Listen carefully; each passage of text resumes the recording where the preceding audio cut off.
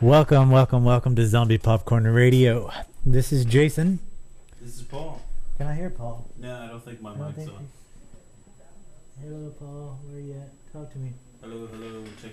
1, 2, 3, nothing. Boy, you would have thought we would have done this the few minutes leading up to the... You should be good. Well, I'm not. It's on.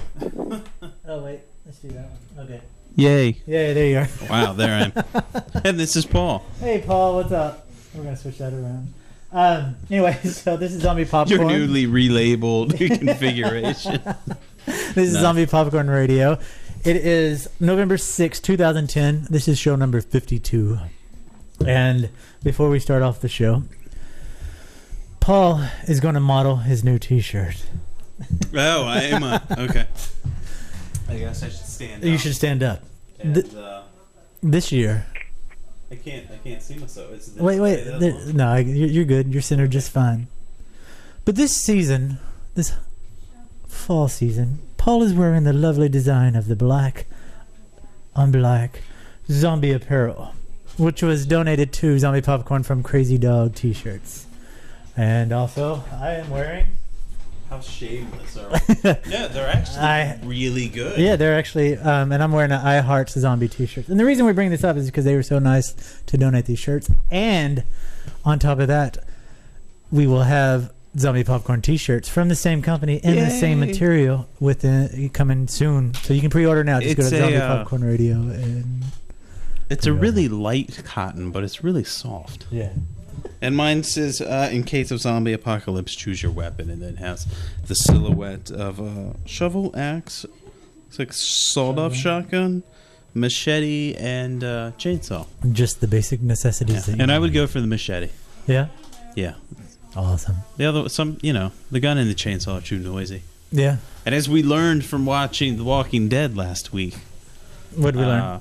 We learned that guns are way too noisy to use all the time for dispatching zombies. And speaking of zombies, two things right now. One, if you go to the Zombie Popcorn website, zombiepopcorn.com, or to the Zombie Popcorn Radio section, you'll see a big banner, a big nice banner on the right-hand side that says, win an autographed copy of Married with Zombies, the book by Jesse Petersen. And this book is definitely a wonderful book. I've read it. I finished it up the other day. And I could go on for hours about how great this book is, but let me tell you about the book first. It's mostly because you stutter. Yeah. No. But Married with Zombies is a book about a married couple who are having a hard time with their relationship. You know, they're on the verge of getting a divorce. They are having such a hard time getting along. And then wouldn't you know it, the zombie apocalypse comes. And what does it do? It saves their marriage? It saves their marriage. Wow. Well, wonders never cease. It's amazing. So zombies can do everything for you. But don't let us talk about it. We have on the line with us right now the author of the book, Married with Zombies. I love how we're able to con literate people to come on to our show. It's so awesome. I can hear you, right? Yeah, well, that's good. You're literate, but... You guys have the scariest hold music ever. I felt like I was like, it was just terrifying. I was like, I feel very uncomfortable. The zombies are coming right now. What was it? I wonder what was playing. Shh, I can't tell. Then nobody would want to secret. It's a secret. No, I don't know. But welcome to the show. Welcome to the show. Thank you. Thank you guys for having me, or conning me, whichever it is. Right. It's the bride. We know. If you're new to tuning in to Zombie Popcorn, you have two choices to listen to the show. One, you can listen to the radio, just the audio section, by going to the Zombie Popcorn Radio and clicking on the audio. Two, you can join us in the chat room and watch us in 3D. All the buttons there are on the Zombie Popcorn Radio website. So, what made you want to write a romantic comedy / zombie book? To be honest with you, I totally wrote it just to entertain myself. I never had any thought about publishing it. I write under a different name, a different genre, and we went and we saw Zombieland with some friends, and I just thought it was hilarious because it's hilarious. And when we got home, I said to my husband, wouldn't it be really funny if there was like a couple and they were having problems, and then they found out that their therapist had been turned into a zombie, He's like, yeah, that's pretty funny. I'm like, wouldn't it be really funny if they used all of her advice to escape the zombie apocalypse? He's like, yeah, that'd be pretty funny. And I said, well, somebody should write that. And he said, well, you could write that. So I did. But honestly, it was entirely to entertain myself. And it was about halfway through the book before I started believing my literary agent, who was saying, you should finish that and send it to me as soon as you're done. When you're done, you send that to me now. So wow, it's just been a great experience. I mean, just because I figured if I thought it was funny, who knew that anybody else would think it was funny? But other people have found it funny, so score. That's awesome. That is very funny. Normally, I just look at internet pornography to entertain myself. I had no idea. Like, I would never think to write a book. That would be the last. Yeah, when I'm a girl, we're different. I guess so. But if you don't want to look at porn like Paul, you can actually go to your website, which is jessepetersen.net, and read the first chapter of this book. Yes, and you can also read the first chapter of the sequel, Flip This Zombie, which comes out in January. That's also up there now. So there's a first chapter extravaganza up there. Flip This Zombie, is that kind of a pun on the whole Flip This House? Are they trying to... Yes. Okay. Yes, Flip This House. And then the third one is Eat, Slay, Love. Nice. I liked The Zombie Whisperer, but they liked Eat, Slay, Love better, so I trust them. That's awesome. But the book, for me, was very, very fun to read. I mean, outside of the zombie part, I love zombies, so... But outside of that, I found it really funny that how... Okay. I guess, let me back up a little bit. The best way to describe this book coming from a guy would be, this is borderline chick flick in book form, but more fun. Yeah, I have a lot of guys that have read it and said they didn't really think they'd be into it. They only read it for the zombies, and they were like, it was okay. So I take that as a compliment. No, I think it was great, because not only did we get graphic detail of zombie deaths and stuff in the book, I actually found myself relating to the characters Sarah and David. I mean, when I first read the moment after they left their therapist, when they went back to their apartment, to the home for the first time, and Dave sat down on the couch, and Sarah didn't say anything to him, but her thoughts that she talked about, I totally could relate to that, because I've done something very similar. Not well, you and I went to counseling. Well, yeah. Paul always gets mad at me when I bring blood. How'd that work out? You're still together, so it must be all right. Yeah. Zombies brought us together. It's a work in progress. But it always is. Yeah. But it was just funny how, because I'm married. I'm going on my second year in December of being married, and I don't know if it was because outside of the relationship problems, the things, I guess it's universal in all relationships, of the things that they kind of not really bicker about, but just like him sitting on the couch and having getting blood on the cushion and whatever, and right. It's just funny stuff like that actually made the book for me, outside of the zombies, really entertaining, because I was like, oh my god, because my whole journey through reading the book is like I found myself rooting for the two, and I was like, well, I think I wanted to make their problems real problems, and the kind of problems that do break people up, but they're also, fixable, not fixable problems, but they're problems you can learn to live with if you stop freaking out about them. Because I didn't want it to be such a threat to their relationship that there's just no way they can get over it, But I also didn't want it to be that they're not really having problems. I wanted them to have to learn to work together. So I hope that it's realistic in the way that people sort of start to fall apart, and then everything starts to irritate you. Just everything the other person does, you just want to kill them. The white snake and that's moment. pretty much where they are. I mean, she's just to the point where everything he does, she just wants to hit him over the head with a frying pan. So, that they're at that point, right on the edge of not being able to come back from that, and then zombies reel them back in. Yeah, the white snake moment was awesome. I don't want to give away too much of the book in detail, but a lot of people like the way she gets irritated at him leaving the toilet seat up too. And then I wanted to talk about that, but I think that's such an epic part of starting the story. I didn't want to give it away, so everybody needs to go out and buy this book or win it from Zombie Popcorn now, because you got to read that part, because I think everybody can relate to that as well. Yeah. So my husband actually, after I wrote that, he was reading along as I was writing, as I was going, "Do you think this is funny?" And he's like, "Oh my God, yes, I'll read it." He's like, "I don't leave the toilet seat up." I'm like, "I know this. Hello, this isn't a book about you and me, right?" You know that, right? was there ever a So point? I guess it was realistic enough for him. That's funny. What? So did you base the character, the problem? I don't. Kind of what you've experienced, or just from just the stereotypical relationship type, or laughing at your own friend's problem. A friend that. I'll expose all my personal. Tom and Sally are fucked up. I'm going to put them in chapter 6. No, I'm really lucky in that my marriage is not like that. But I mean, I think everyone has little things about their partner that irritate them. I'm sure there are tons of things that irritate my husband about me, and and he's basically a saint, actually. But I'm there's always things.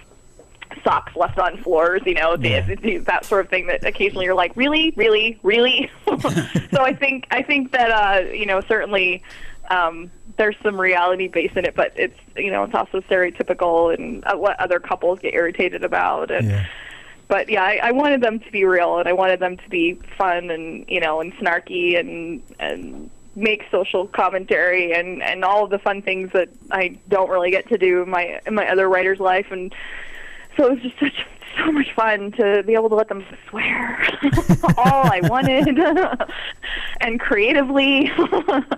So it was just so much fun to write. So it's really exciting that people seem to really like reading it. So yeah, it's been good. And you picked the basis book. I can't talk. The book is based in Seattle. Yeah. Is there a reason why you picked Seattle? Well, I used to live there. My husband went to Seattle University. I went to University of Seattle, University of Washington. There you go. I don't even know where I went to school. That just tells you how far the zombie virus has progressed. But yeah, it was a city that was big enough that you were talking about a pretty big danger zone there, and also one that I was more comfortable enough with to write and not feel like I was faking it. If you don't live in a place and then you're trying to describe it really fully, it's so much more complicated than when you don't, when you have lived there. I mean, most of the places that are described in the book are places that I know and have lived in and, have driven around in, and the traffic and all that stuff, all the stuff that I experienced myself living there. So, and certainly I would not want to be in Seattle if there's a zombie outbreak. It's a big city with a lot of people, and they don't know how to drive without jamming up I-5. So I definitely would not probably want to be there in a zombie outbreak. Although I was just there for ZombieCon, and they were pretty cool zombies, so I don't know. It's a 50-50 for me now. They were friendly zombies, though. So. Yes, they were really good zombies. They were awesome zombies. It was a really fun time. All the people that went were great. And I actually have some pictures up on my jessepetersen.net site from the con, and it was really fun. Lots of great authors there, and George Romero was there, and I did manage not to drool all over him. That was good. That was excellent. And I did drool a little at Malcolm McDowell, but it was fine. He seemed to be okay with it, so that was okay. That's awesome. But yeah, it was great fun. But definitely Seattle. I just feel really comfortable writing Seattle, and also I really like Seattle. I mean, Seattle's just a fun, beautiful city. There's really no other place in the world like Seattle. So, if you're gonna, and then I killed it. So good for me. I don't know what that says. That's awesome. No, are the following books going to take place in Seattle, or are they set somewhere else? No, because they are trying to get out of the city, and so the second book is actually set in Phoenix, and the third book is kind of another road book. So they're heading toward the middle of the country for a very specific reason. So they're on the road. I think you kind of zombie books are, I think by definition, especially if you're are kind of road stories because you can't really stay in one place. You have to keep going, or else the zombies are going to catch you. So they are moving along. And Phoenix was fun. My brother-in-law and sister-in-law live in Tucson, and we had just been in Phoenix when I started writing the book. Oh, okay.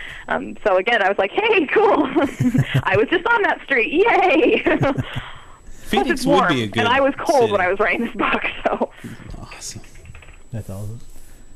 So the first book, Married with Zombies starts off with the couples in therapy, and each chapter kind of gives you a feel of the self-help book. Yes. One of my favorite bit of advice was in the beginning of chapter 13 when it says, "Admit when you're wrong. It doesn't fix a busted leg, of course, but it's a nice gesture nonetheless." I love how each chapter started with this self-help advice. What will you do for the Flip This Zombie? Will it still be in the vein of kind of a self-help, or since, without giving away the book, since it's kind of progressed more, what's the theme going to carry through on that? Well, yeah, that was one of my favorite parts of writing the first book. It was kind of playing with those marriage self-help kind of, things you would, advice you might hear from your marriage counselor. And so in the second book, Dave and Sarah start a business. So the second book is all business advice. Who moved my cheese and my shotgun. Trying to think of what some of them were. It's been a while since I wrote it, but that kind of stuff. Playing on titles of and advice from business books. And then the third book is all more sort of general self-help, like self-improvement, kind of dieting, that kind of thing, advice. So I am keeping that throughout the entire series, and it is really fun. Although it's funny because you think, oh, that'll be easy, and then you write like 12 chapters, and now you're like, oh, shoot, because it sort of has to, relate a little bit at least to the chapter, and still be kind of funny and not be too cheesy, although I'm all for the cheese. So I think that these stories actually lend themselves very nicely to just enough cheese to be fun. But it's all fun and games till you get to chapter 15, and now you've got 6 more chapters or 7 more chapters to go, and you're like, oh my god, what other advice can I have? And I'm searching online for different advice, books and self-help books, and reading the free little snippets that they have on Amazon, and I'm like, oh that'll work translate. So yeah, it's a lot of fun though. I love people have really responded to the advice on the top of each chapter, so it's definitely been one of my favorite parts. But yes, business advice and then general self-help from now on. But the marriage advice is so fun to write because there's so much out there. These 5-minute here's how to fix your entire marriage in a 7-word sentence, and right. That's just right for satire. That's funny. The Dr. Phil reference in the book is very funny as well. Bonnie yes, also in the bathroom scene. yes. Bonnie Jane in the chat room here says, I love the rules at the beginning of each of the chapters. And I have to agree with her. I do. I think those were fun. So what was it like? I'm not familiar with your other work that you do, but what was it like to actually write about zombies, to write about the deaths, and how being creative, how you killed the zombies, like with the character that they meet in the fair with using the bow and arrow. Yeah. How was it like to come up with creative ways to kill these zombies? I think that's always the challenge for your zombie writer or your zombie movie maker, is that eventually if one zombie after another you're killing, so it's all about the creativity of either what kind of a zombie they are. By the third book there's one in a chicken suit that's pretty much rotted away, which was one of my favorites, but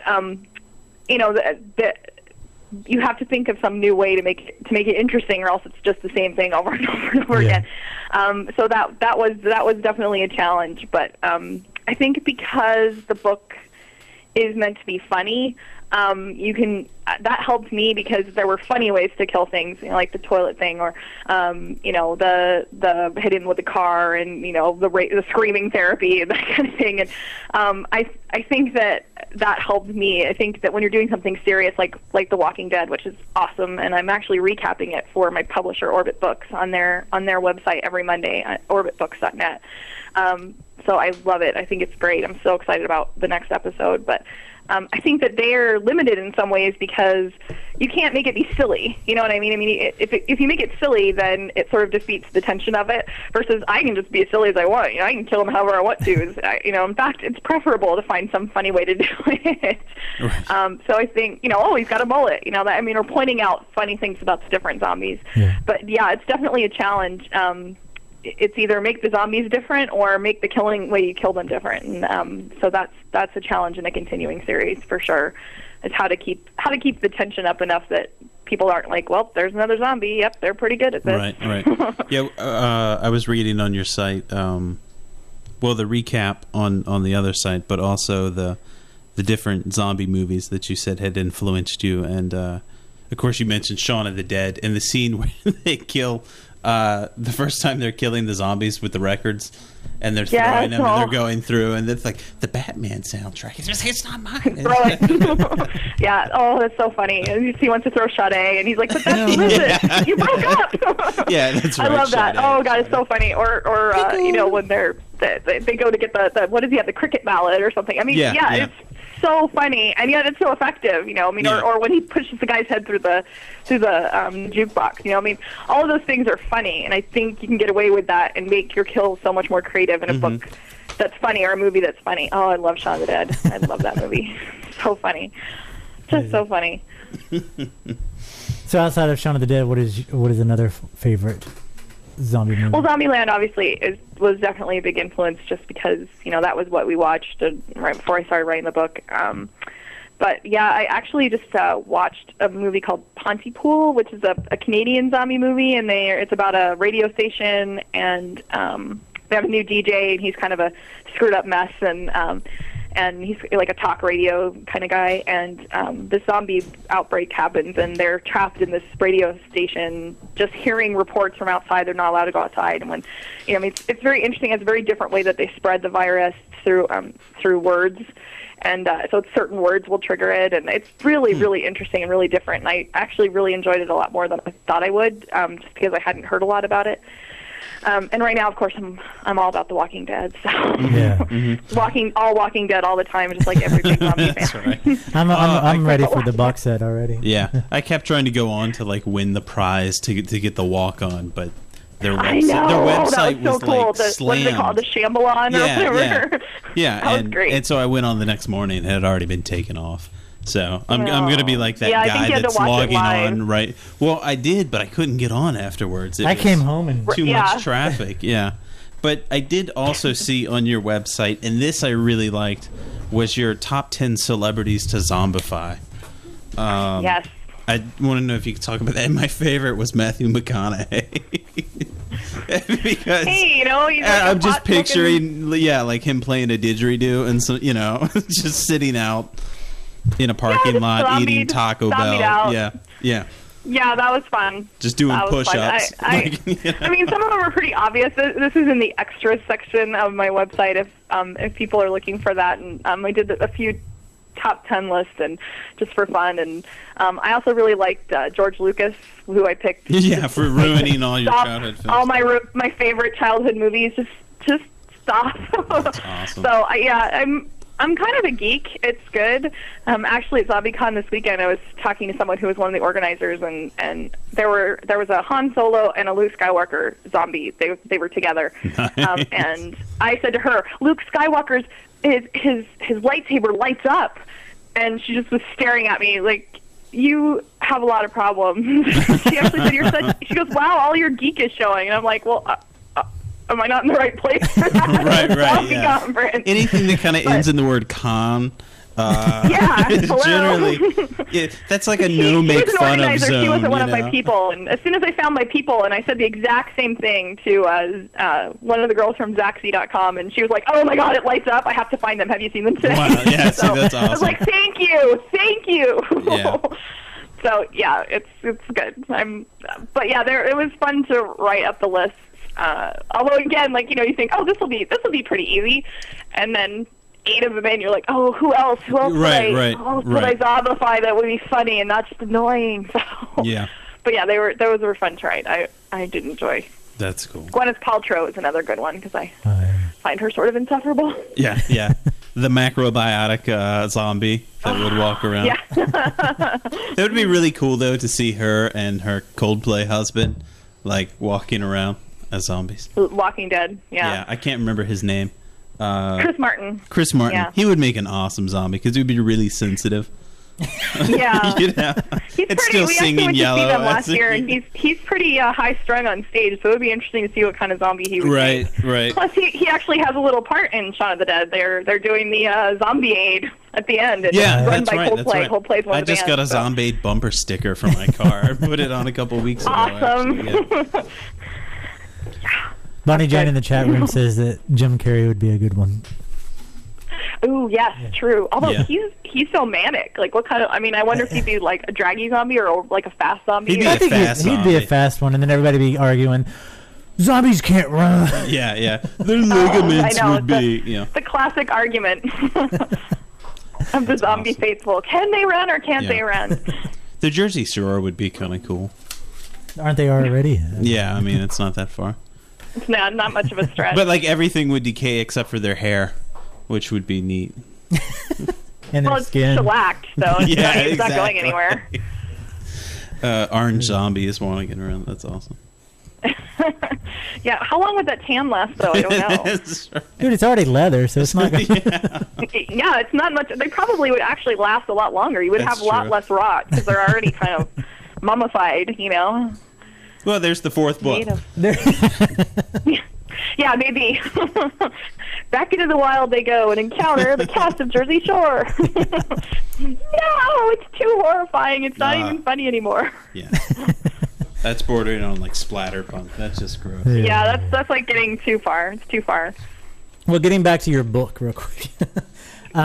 Book? What? Sorry. No, sorry. Dude, we were on the Jersey Shore. I'm What's sorry. going on? I totally just... I'll walk away now. Hey, I like the Jersey Shore. I don't like the Jersey Shore. I would like to zombify the Jersey Shore. Let's just be clear. No. But yes, my book. Yes. I have to say that I the book almost made me cry. Oh, But we'll I'd love to hear that. we'll get to that. But I want to talk to you because I love your writing style on it. I love how in the midst of all the chaos and emotional hardships, you threw elements of real life horrors just in the mix. Not even hitting you over the head, just kind of gently putting it in there. And like, for example, when David and Sarah went to the carnival to try to get to the Ferris wheel, and Sarah points out the toys by saying the carnival area had the usual array of silly games for kids, complete with cheaply made huge stuffed animals made by the labor of little children in faraway factories. No doubt. I wondered if the outbreak would spread to them in time, or if it already had. When you wrote that and the other elements that are similar in the book, did you do that intentionally to draw attention to those serious issues, or was it just something you did to help give the storyline a more realistic feel, or was it a little bit of both?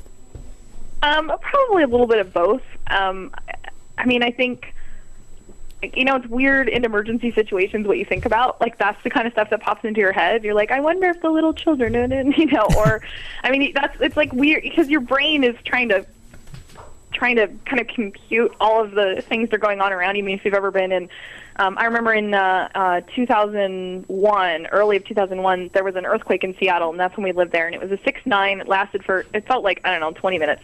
I'm sure it wasn't. But I just remember standing in the awning of our house, and it was just shaking and shaking. And I remember thinking, this is going to be how it's going to be. I'm just going to have to get used to it moving. And eventually I won't feel it anymore, and I can drive. I mean, will I be able to drive? I mean, it was like this entire crazy person conversation in my head about the earthquake was just what's going to happen from now on. Right. Because that's the kind of crazy, your brain is trying to, like, the earth is moving, and this isn't normal, and this is really crazy. So I think that it's probably more for realism in that, you think of weird things, or you make a joke in a bad situation. At least I do. I don't know. I always laugh when I'm scared, or laugh when I'm really nervous, and which probably doesn't go over well with some people. Right. But it's just one of those things that I think that's like a coping mechanism, and so I wanted to make sure that was real. I think a lot of times I spent thinking, how would I react to the situation if I was in this situation? What would I say? What would I be thinking? How would I be snarking? But sure, I mean, I think that's the beauty of zombie fiction. It often sort of attacks sort of major social issues, and you see that in a lot of zombie movies and a lot of there's an underlying message. Even in Shaun of the Dead, here's Shaun and all of his friends, and they're sort of living in this zombie life before they're zombies. He doesn't even notice anything around him, which I think is a pretty good social statement. I mean, he's so stuck in his own little world that he doesn't even notice what's going on in the world until he almost gets eaten, essentially. So I think that zombie fiction, especially for some reason, is a good platform for that kind of thing. But I think mostly it was just for realism. Well, I like it. Thanks. It's very well done. I did too.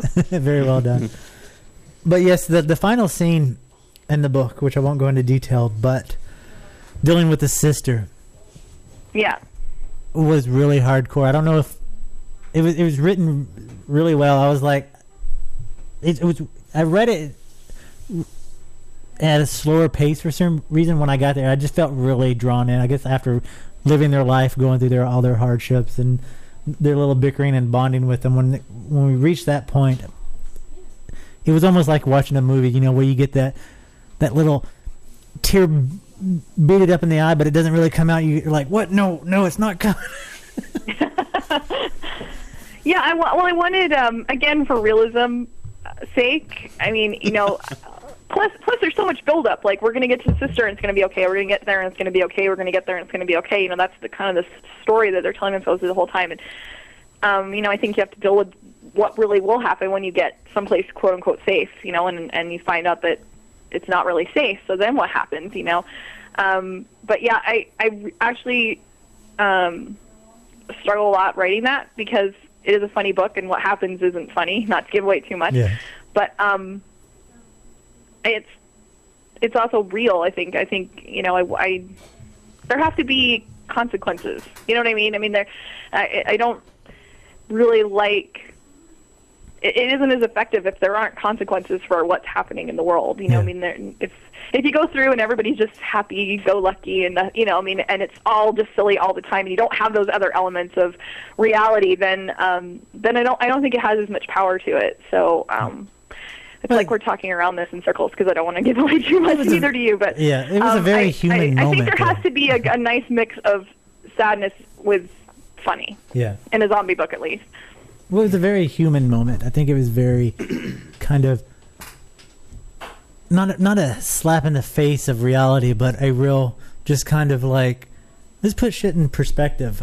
This is what's really going on, and I think that's why it kind of hit that nerve and really, I guess, gave it that real human value to it. It was no longer just a zombie story. These are real people. This is what's really happening type thing.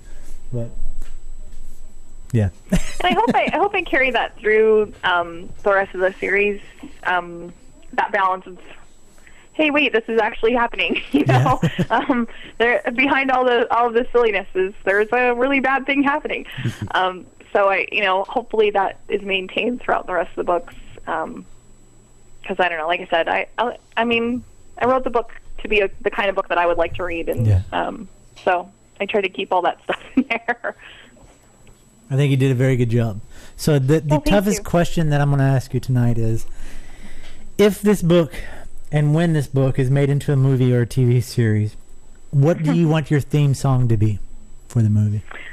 Oh, don't worry, be happy? No. It would have to be something tongue-in-cheek like that, right? Just because it's not a serious horror book. There is horror, but not too much. Actually, I really liked, in The Walking Dead, there's no soundtrack at all for the first, half of that. It really adds the tension. So maybe that's what I would need, nice. No soundtrack at all. It's very similar. But I don't know. I'd have to, that's a really hard question. I've thought about who would I want to be in the movie. Nathan Fillion, just so I can meet him. Come on, Nathan Fillion. Help the girl out.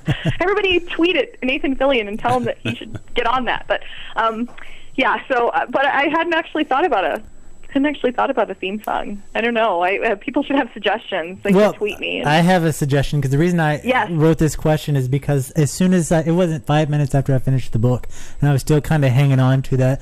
Oh wow, they're going to do X, Y, and Z.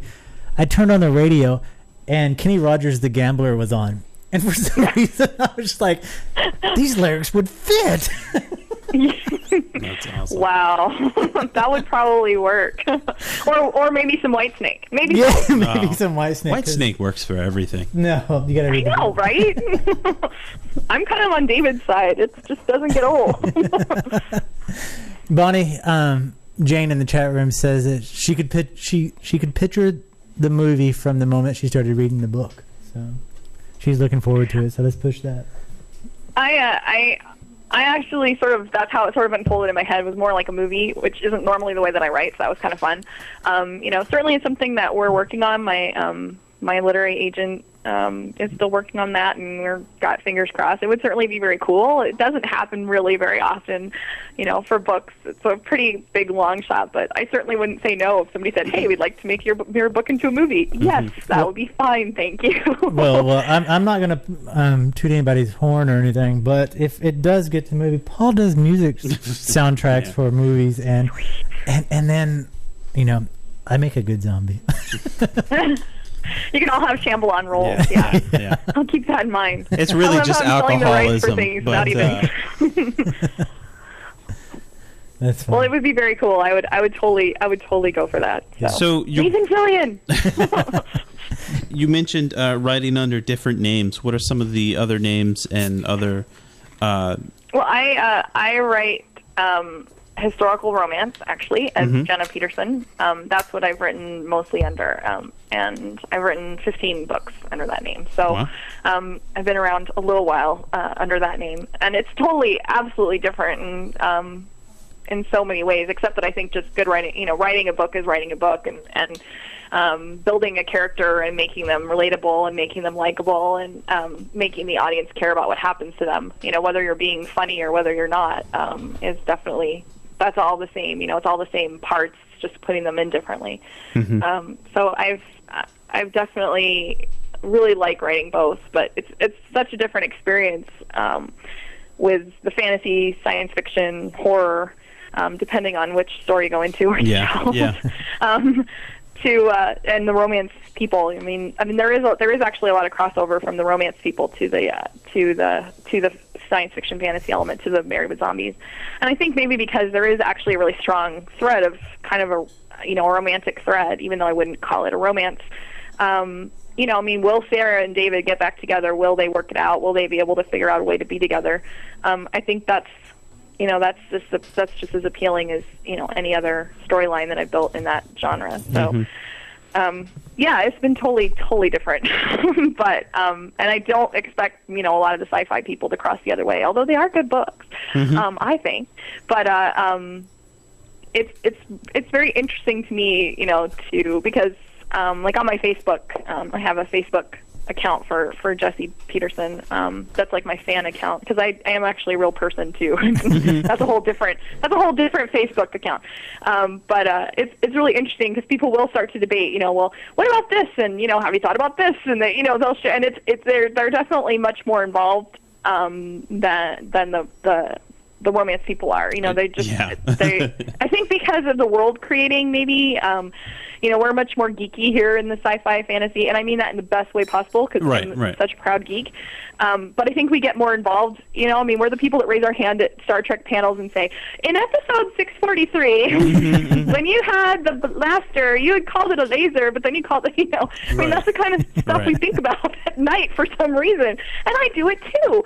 I've had long conversations about the poor timeline of the Star Wars prequels and how they don't match up with the last three, and I could talk about that for hours with someone. So I think that maybe that's it. It's a different mindset of being a lot more involved in the actual world that has been created. But I really like both. I like writing both. I hope I can continue writing both. As long as people want to keep buying the books, I'm down with writing them. As long as anybody wants to keep buying them, so I'm all for it. But it's a very, very, very different. As far as everything. Wow, that's just interesting. The crossing of genres. I was reading today about this guy that did The Exorcist, Peter Blately. He was a comedy writer before he wrote The Exorcist. He worked on The Pink Panther and a whole bunch of other comedy movies, and it's just fascinating to me that people go from one to the other. I think there's something to be said for that. You write kind of one area and one mindset for a long time, then you write something totally different, and it's almost like a brain refresher. Yeah. And sometimes I think that that second work can be, because like I said, I wrote it to entertain myself, so I wasn't really thinking about, well, how should I build this in order to to best interact with my audience, or what would my audience most like. Not that I really do that with the other books, but I really didn't think about that at all. I thought about what would make me, I want to see what happens next. What would happen with David and Sarah if they found out that their therapist had been turned to a zombie, and would they decide to stay in the apartment, or would they decide to leave the city? It was almost like choose your own adventure. Except I was the one writing love it. those books. So I think that's that. And maybe that's why it works, is just that it's completely not thinking about. I had no idea when we did start to sell it, who would buy it. I don't know. Would it be sci-fi? Would it be fantasy? Would it be horror? What would it be? Right. And wherever they wanted to put it, I didn't care. Put it wherever you want to put it. Just buy it. And Orbit did a really good job with the promotion, and the cover, I think, is great. And so it definitely found the right home. So. Well, I think it's great. I think it's definitely, for lack of a better term, I think it's a great crossover book in terms of. I don't think I would have normally picked this book up if I saw it on a bookshelf, like if I went into Barnes & Noble or somewhere and I saw it. Mm-hmm. I'd look at it and say it was zombies, but I'm glad I had the opportunity to read it, because now I'm going to read the other two. It's kind of opened my eyes to something that I guess I was snobbish about, that I didn't realize that I was until... Oh, it's not H.P. Lovecraft. I'm not going to worry about opening it up. Right. It doesn't have blood dripping off the front. It's not, it's just not... But... There's pink. There's pink. I know. There's like, what? Mary? Yeah. It's awesome, glowing pink. Yeah, I have to say that... Lauren Payne Pinto does our covers, and she's awesome. She totally captured. But when they gave me the pink, I was like, "Pink, Lauren, pink." And she's like, "Trust me, it's gonna be fine." And I really love it. I think it's cool. Awesome, and it totally pops on the shelf. So, but yeah, I think that's true. That probably there were people that looked at it and went, "Really?" And hopefully they kept it on the shelf and facing out and on a table long enough that they kept coming back and looking and going, but it's zombies. Right. Because I think it does hopefully it appeals to people that like zombies and like zombie movies, whether or not they're really interested in the relationship part of it. But I think that hopefully there's enough to appeal to both, and certainly everyone spreading the word is awesome by me. Well, Bonnie Jane in the chat room says it was the Facebook ads that got her attention to grab the book.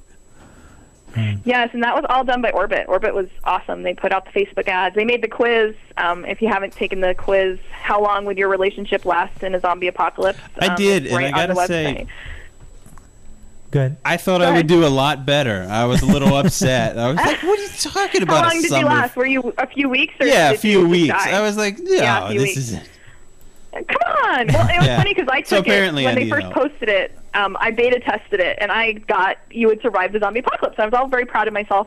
And my husband came home, and I'm like, "Oh, it's so funny, we would survive the zombie apocalypse." And so he's like, "Well, what kind of questions were they?" And because I had made up the questions, but he hadn't looked at them or something. Mm-hmm. So we started taking it again, and then we were only going to last a few weeks. I'm like, "This isn't good." Yeah, you're like, "I created this. We're reducing, and I know what the answers are." Yeah. I'm too scared to take it again. We may not last if I keep taking it, but it was a really fun quiz, right. and Orbit sort of built the whole engine for that. So awesome. they definitely promoted it really well. Yeah, all this success is making you soft, apparently. Yeah, I guess. Somebody said to me, "Where would you go if if there was a zombie apocalypse?" And it was funny because I saw my brother over the weekend. He also lives in Seattle, and I had said to him, somebody asked me this question, and both of us said at the same time, "Dad's house." Nice. Because my dad and I had a long conversation just the other day about what kind of gun you would need to use to be best, equipped to kill the zombies. And I was like, "Dad, this is a really weird conversation. I don't know if I feel really comfortable with it." But, I'm ready. I have my zombie plan. That's great. We're going to Idaho. When you're laying in bed and you're having like that conversation right before you fall asleep with your husband or wife, and we ended up both. Yeah, no, not the kind that's like, "I hate you."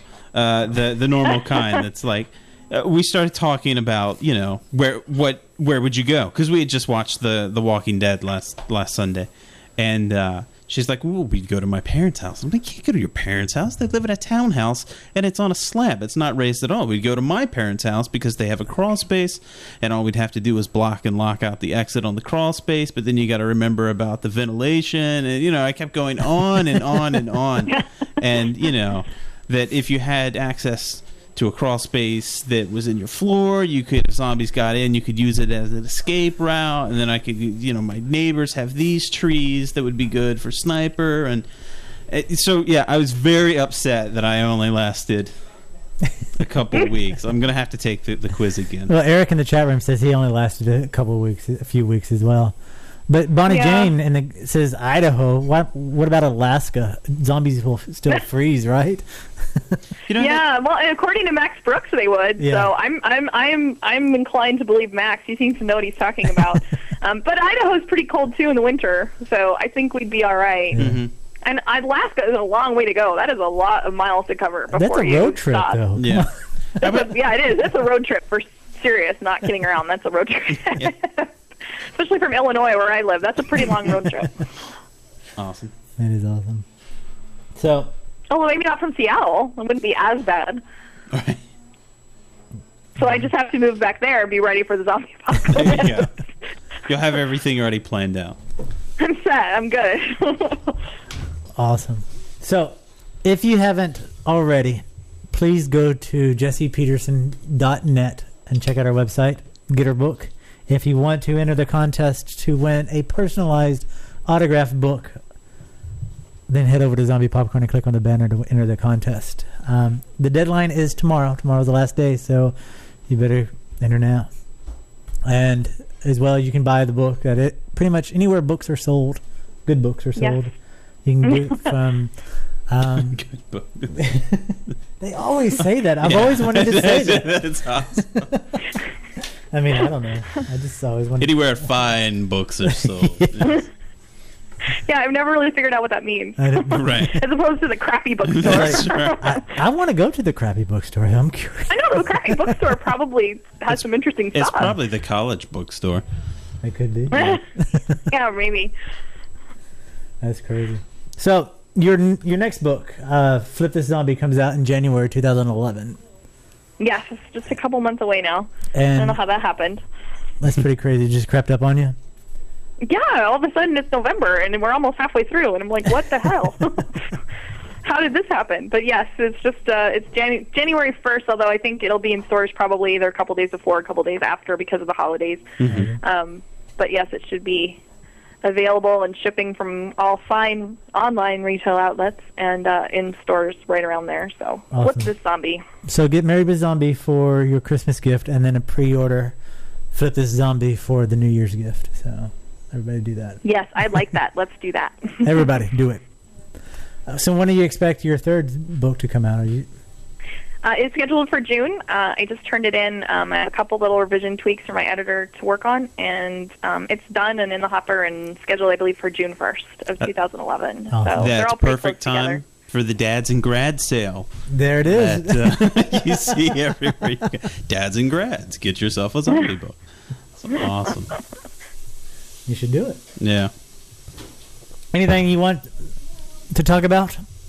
Because I know you're sick. I don't know. I think we covered it all. We talked about zombies and dead things and things that are not dead and humor and things that we want. I don't know. I don't know if we missed anything. Did we miss anything? We got lifesavers. No, I think we got it all. Yeah, lifesavers. That's really important. So yes, that's jessepetersen.net.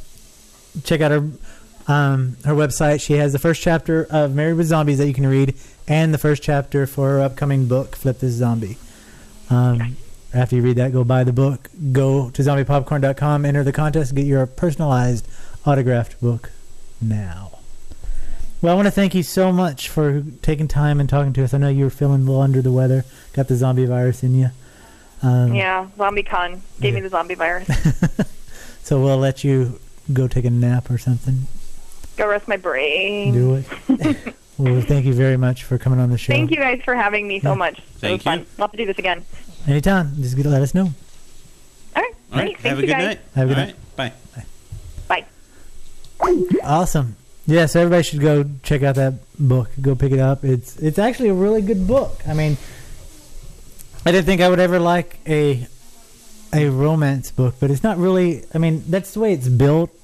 On every review that I said, but you know what I like about this is that when I read, I don't know what you're talking about. You want to take a break? Yeah. All right, we're taking.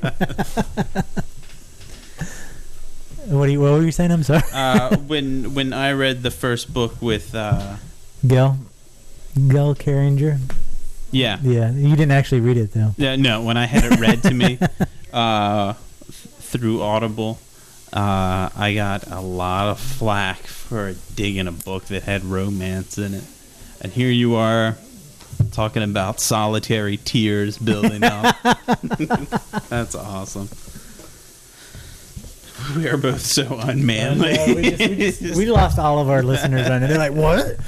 No, but before we really do ourselves in, Bunny Ray, romance and zombies, woo, definitely. We're going to take a quick break, play one song, take a quick break so we can get everything lined up for the next section of the show. Please stick around. We will be right back. Welcome back to Zombie Popcorn Radio. Thanks for sticking around. Well, it's just me and Paul. Now, that was actually a really, really good interview. You should take this book home and read it. Welcome back. Whoa! We got to turn off the monitor. Deja vu. Now, that was actually a really, really... Wow, things just happen strangely tonight. As always. Welcome back. So, yay! Real quick, before we move on, I want to talk about something really, really new. Really fun, really interesting. And that's the new Zombie Popcorn t-shirts. And hopefully lucrative. Which, no way, will not be. There we go. There you go. You all right? I'm good. All right. Sweet. Hey, look at that Indie Click banner on the site. You like that? Yeah. Oh, yeah. I didn't even pull that up. I should pull that up. We'll talk about that in a second. But we now have Zombie Popcorn t-shirts. Woo! I pre-ordered them the other day. They should be here within a week, 2 weeks. Actually, 2 weeks. You can pre-order them. If you pre-order them now, you can get them for $15. If you wait till they arrive, they will be $20. And we have a lot of different sizes. We have everything from women's small, women medium, all the way up to men's large. They're very nice. They actually have the Zombie Popcorn logo on the front and the word Zombie Popcorn on the back. Hey, they're actually affordable now, which is nice. They are. Before, the other company that I went through was so horrible. They were $39 per shirt. Even we didn't care that much. No, I didn't even know. I was like, what the fuck? There's no way I am going to fucking... Yeah, only one of us owned one. You know? And the only reason I owned that because I demanded that they see. Yeah. That I had to see it. But the company that's doing it now is the one that offered Zombie Popcorn $5 discount for all their zombie t-shirts that we talked about before Halloween. We're getting these shirts printed on really, really soft fabric. The shirts that we're wearing now, they're very nice. And my nipples feel like they're in heaven right now. That's awesome. That's awesome. No, but the guy that I talked to is really into, the guy at Crazy Dog T-Shirts is really into zombies. And we talked about, he loves Vincent Price. We talked about Vincent Price forever. And so how could I say no when he goes, we can do these shirts. And they were actually not $35 a t-shirt. They're only $20 a t-shirt. So that's awesome. So everybody, please, if you love Zombie Popcorn, purchase one of these shirts so they're not just laying around my home. Please. No. But it's funny that let me see if I can pull that up because I didn't even think about talking about that tonight.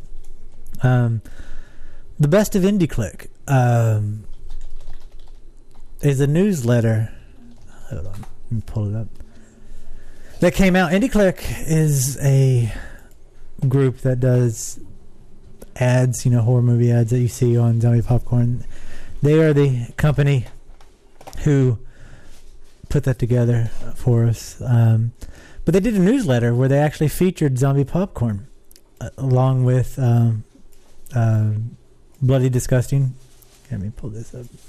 Boo. No. Just kidding. It's not. Here it is. But it's actually really good because, as you can see here, if you're in the chat room, issue number 2, fall of 2010 of October. You know, the first article is interview with Brad from Bloody Disgusting. And then you scroll down, and there I am talking about zombie popcorn and my love for Vincent Price. So it's pretty awesome. Well, originally you talked about NAMBLA, but they NAMBLA, asked you yeah, to- and then they said, no, we're not going to. we don't want to be associated that with never- you and that. that never happened. No, it just talks about my love for 3D movies, how Vincent Price and his movie House of Wax got me into 3D, and how Vincent Price is a wonderful horror icon. I'm really mad that you got to talk about your love of Vincent Price, and now it makes it seem like you love Vincent Price more than I love Vincent Price. But and I do. know I love Vincent Price more than... And I think Vincent Price knows I love him more than you love him. And I think one day we're going to have to settle this in a cage match. I think we just did settle it because Indie Click... Yeah. No, anyway. No, but it's very nice. I will fight you for Vincent Price. Vincent Price... Because of Vincent Price is why we have Zombie Popcorn Radio and Zombie Popcorn. What do you have? That's right. No, I'm just kidding. Oh, now we see how you really... Yeah, no, I'm just kidding. All my songs I've ever written are love songs to Vincent Price. Or love songs too. Awesome. No, but anyway. So that was very nice for that article to be posted on their newsletter. So thank you, IndieClick, and that's awesome. So, what do you think of The Walking Dead? We watched that on Halloween. Hope everybody had a great Halloween. Sorry we didn't have a show, but we were too lazy. no, I was eating and then watching The Walking Dead. Well, The Walking Dead was after when the show would have been. But yeah. Well, anyway, what? I didn't even hear that. That's all Sorry. right. So what were you saying? I said it was okay. You didn't like The Walking Dead. That's crazy. No, it was awesome. It was a good time was had by all. Yeah. Except for the people that died. Bonnie Jane in the chat room says that she's so glad it seemed true to the books, which I'd have to agree because that's pretty awesome. Well, I thought it was great. I liked how, as we mentioned in the interview with Jesse Petersen, that it didn't have that overdone production that a lot of TV series have. And Well, I think the production is really good on it. no, I think it's awesome. And So what do you mean by overdone production? I said it did not have. I know, but what are you talking about? I mean, It's like it didn't have well, if we're talking about the soundtracks and stuff, it didn't have it didn't try so hard where it would put in a rock soundtrack Well, to try yeah, to cater yeah. to the kids, or whatever. no, well, I mean, it's on AMC. Yeah. So. And I liked how it did the premiere actually did a lot of character development. to Yeah. it. And how you And I loved all the zombie commercials, like the car commercials yeah. kept coming on. Yeah, it was a really good show. I liked all the...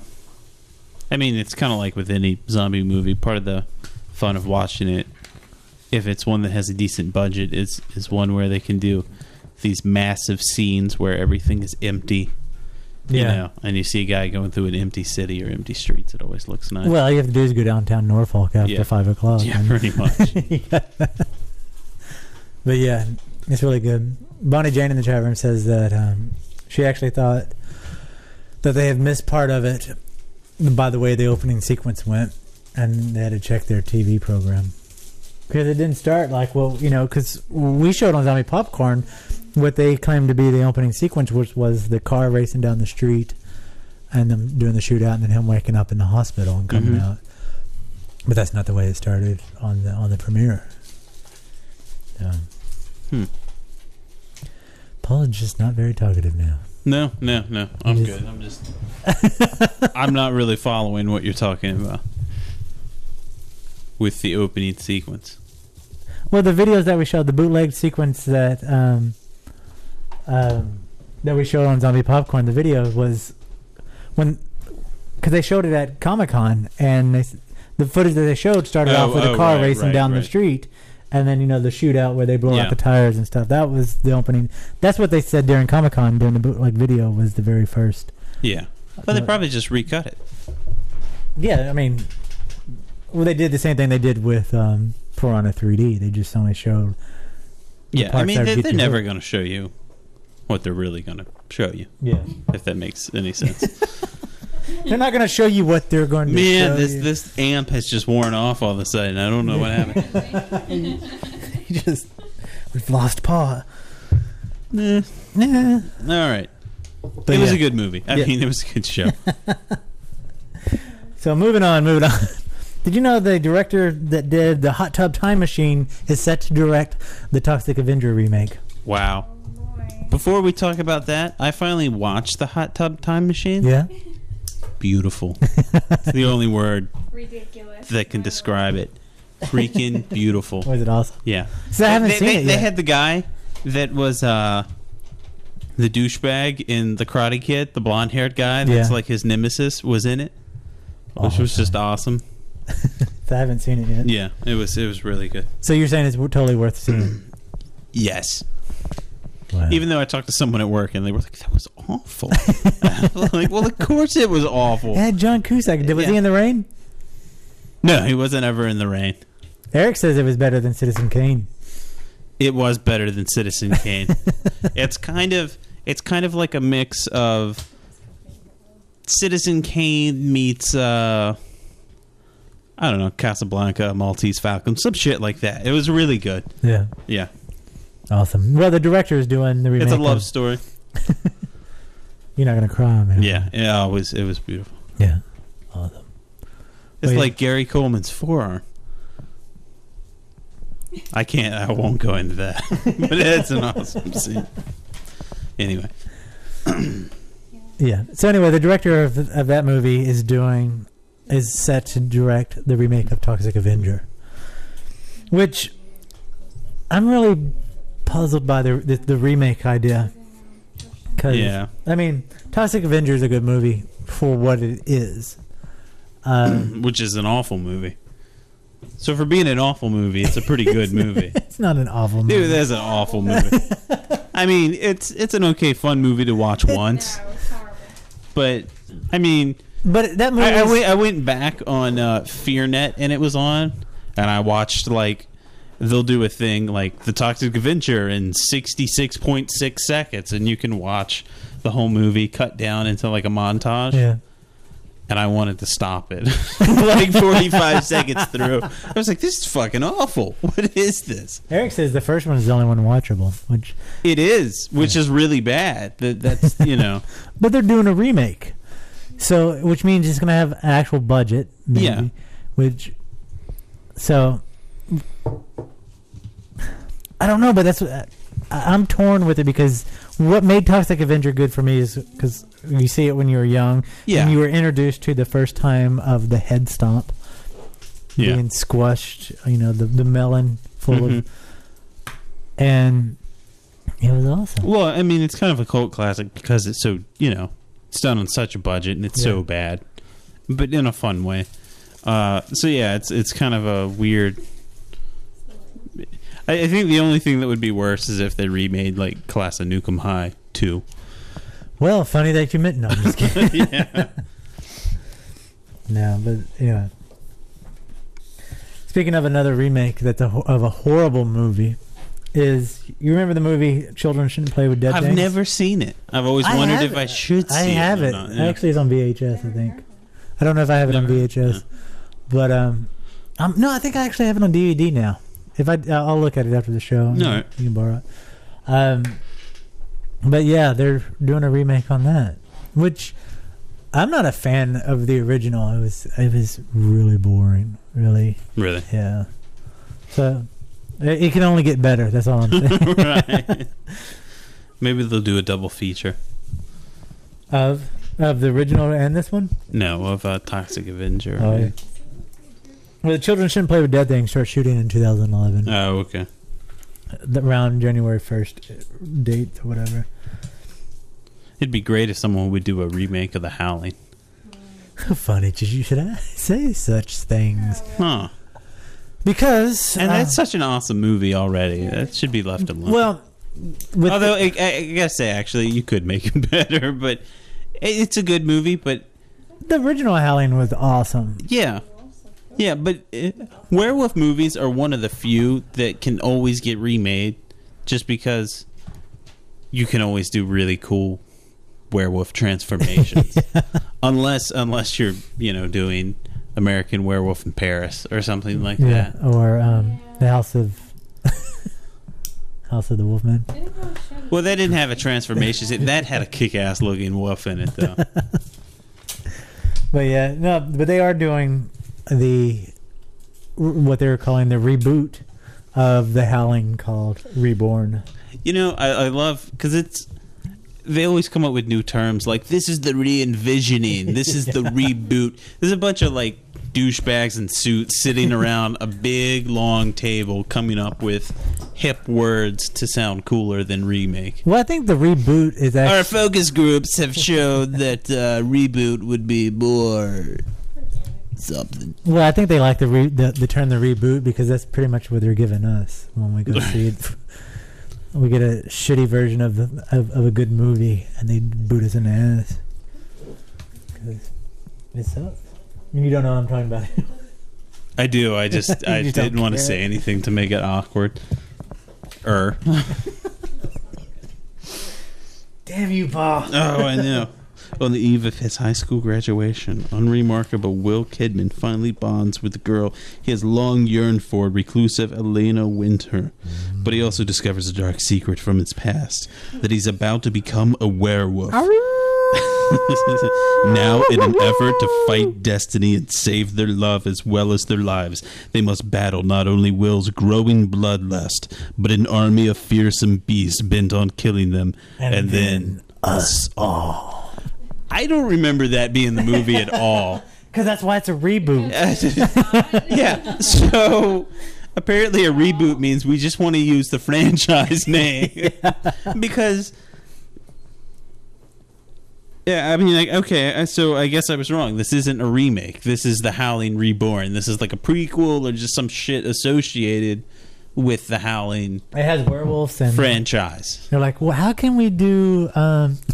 Bonnie Jane said, "I woke up her dog with it." But anyway, okay, so that's not a remake. That's just. It's a reboot. Yeah, a reboot. That's apparently what. But a reboot means to start over. That's what I thought it was. Yeah. And that's what they're calling this movie, is a reboot. Yeah. In other words, we'd like the focus groups show that we'd really like to have the youth spend money on Howling stuff. So why don't we call it a reboot? Pretty much. That's really what it. Yeah. We'll make the movie do some blow, and then. Yeah. Sounds good. Yeah. But do you remember, what was it? A couple of weeks back, we talked about zombies in wheelchairs. I don't think we talked about it on the show. Yeah, no, it was just me and you talking about it. Yeah, it's one of our usual conversations. Yeah. No, it was because we were in the Surviving Norfolk, and there was a guy that passed by in a wheelchair, and he wasn't made up, but I just thought, I've never seen a zombie in a wheelchair. And I just thought, because part of the allure of zombies is seeing people in their everyday life, average people, like a school teacher wearing her ugly dress and she's got, blood and guts all over it, or a dentist who's still carrying like a dental drill in his hand, and that's part of the fun. And I just thought it would be awesome to see a zombie in a wheelchair, not some mostly I guess from like the first day of the zombie outbreak, in an electric wheelchair that was just like leaning forward on the joystick because it would still have battery power. Yeah. And I mean, not to make fun of anyone who's in a wheelchair or disabled, but obviously his reach would be limited, so it would be really funny to see him like going in circles and trying to bite people. I just thought that would be freaking funny. And we talked about that for like an hour. Well, your dreams have come true. Oh, thank God. Because I found a movie that actually has a zombie in a wheelchair. That's awesome. Let's see it. The movie is called Zombie Women of Satan. And it came out on DVD on June 21st. And let's play the trailer, shall we? Let's do it.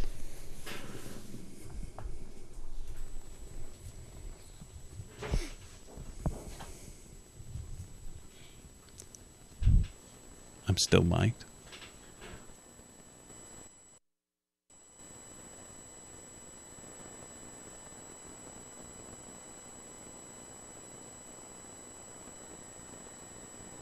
We got a treat for you now. Remember, guys, we're doing that TV show in the morning. Hot chick. It's time you became one of us. Good luck, guys. Keep your nose clean.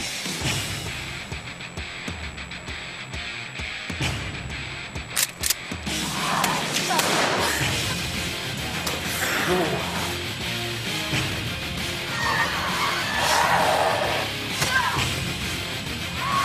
now I've seen it all.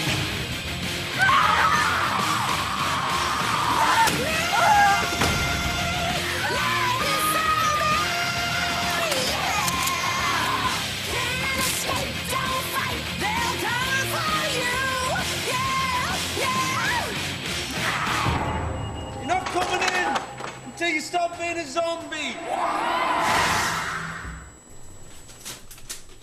So that was it. That was Awesome. Zombie Women of Satan. Hell. So that's it, yeah. But there's zombies in wheelchairs in that one. And they're shocked by it just as much as we all are. Well, I mean, we've seen so many zombie movies, and no one's ever put that in. What's that? You know, I mean, we've both collectively watched quite a few zombie movies, and no one has ever put one in. You know, a person in a wheelchair. It's not like they don't exist. I think Bonnie Jane was, I don't know if it was obsessed, but there was, yes, that guy was fucking a zombie. And the F word got bleeped in the chat room. But anyway, yeah. No, but yeah, we've never, I don't know any other movie that it's ever had a zombie in a wheelchair. And it's about time they had more. That's right. I mean, it would be harder for someone in a wheelchair to escape a zombie. And what does that mean about society if they don't put zombies in wheelchairs? It's like they're not. It's like it's a taboo subject or something. Yeah, it's like they just totally ignore the fact. It's going to offend, people. But wouldn't it? I think it would offend more. But I don't know. I mean, because the fact that they're not represented in movies and stuff, it's just. I don't know. I guess we just have to wait for the real outbreak. Maybe we should start a petition, though.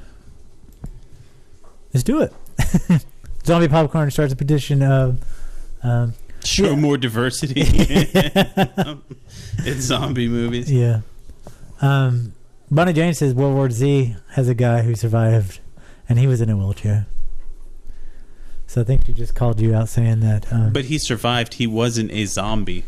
Yeah, but you just said that it's hard for people to get away from zombies in wheelchairs. Oh yeah, well, there's probably two ways to look at it. It could be, physically you could maybe not be as fast on certain terrain, but then, But in the city, also terrain. you have to be, if you've been in a wheelchair, I'd assume that you become more resourceful than the regular person, so you have experience in dealing with. Crap that the rest of us don't. So, well, you're gonna know how to get around town faster. Yeah, exactly. And if you're on the top of a hill, I don't know. I mean, that might help. I mean, I don't want to. You don't want to get like hate mail from. Yeah, but I mean, anything could happen. I don't know. I'm not in a wheelchair, and we just should. Well, there's Special Dead, the movie. That was about. Really? Let's see if I can let me find the trailer. But yeah, that was about a zombie outbreak and a special ed camp. Jesus Christ. So I didn't make it. I'm not grouping. Yeah. Oh my god. I didn't make it. We're just reporting, okay? Let me see if I can find the trailer because the trailer. There it is. The trailer is really funny. It's called Special Dead. That is so awful. What? I didn't. I know. I'm not blaming you. I'm just saying. Here, I'm queuing it up now. So here's the trailer. So I mean, because they are. We have to give credit. Independent film does do what we're talking about. Oh, by the way, I looked at that film you sent me. We're reviewing Just that. scroll down all the way to the bottom and see that.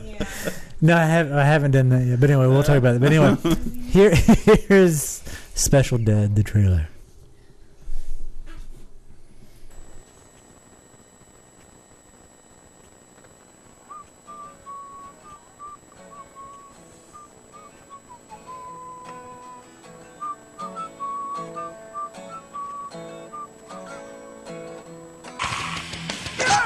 Marky Post, Felicia Rashad, Eileen Graff, I wanna fuck her body.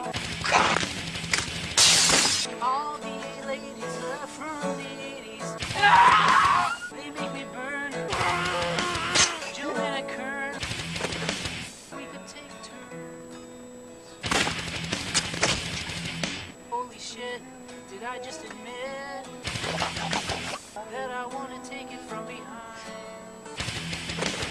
From sweet Maggie Seaver, that I wanna feed her beaver.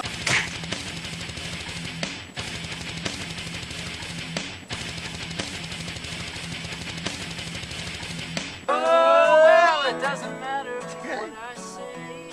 You're all retarded anyway. You ever ride a zombie horse, boy? I have. It ain't no fun.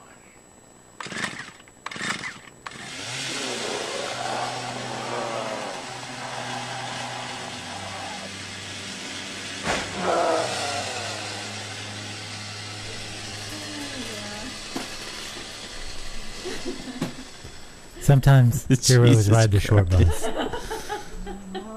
Wow. Anyway, so yeah, there are movies out there that cater to such subject. It's in the bed.